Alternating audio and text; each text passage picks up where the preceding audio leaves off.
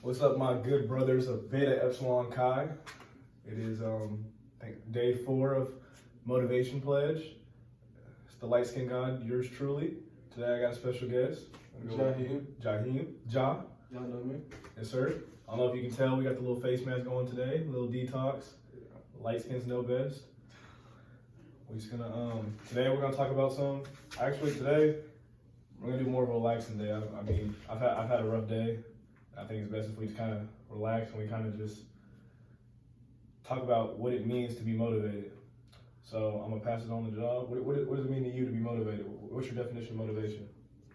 Honestly, just waking up in the morning and just having something to look forward to, and like whatever it is, you're like thriving to do, like you're ready to do, like you're getting dressed to go do it, like get motivated to go to the gym. It's just like you see people, like how you want your body to be. Oh shit, they doing that. Okay, I'm gonna go do that. Cause they motivated me to do that. It'd be great. Yeah.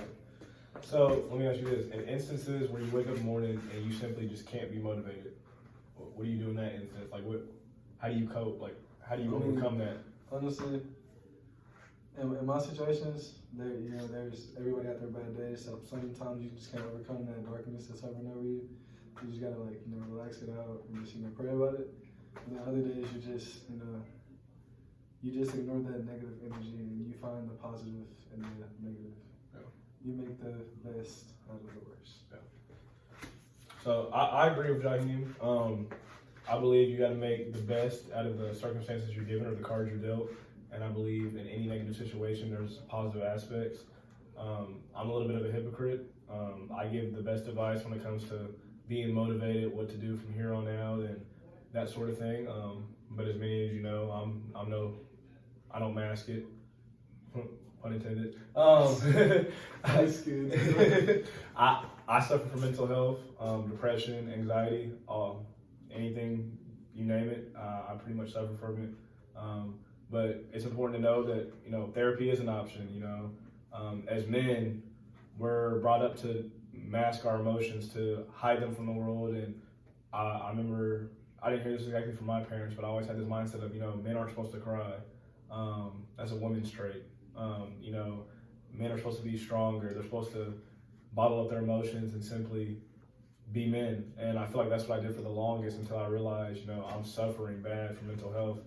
And I feel like for us, especially being men of Christ, that's important that we establish a barrier of our foundation and let that be God and our faith. And from then on, you build up and you just realize that, as I mentioned before, Romans 8:18, I consider that our present sufferings do not compare with the glory He has before us or has for us in the future.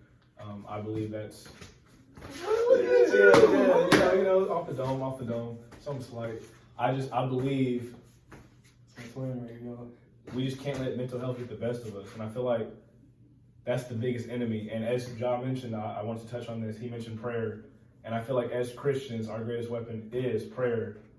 And how they say no weapon shall prosper against us and that sort of thing. I believe it's best that in times of need, in times of depression, in times where your mental health, in times when you simply just can't wake up and you can't hit the gym, you can't get that homework assignment done, you can't simply just function. What do? We should pray, because who gives you the strength day by day to motivate you to do that? God. And I mean, it's all through Him.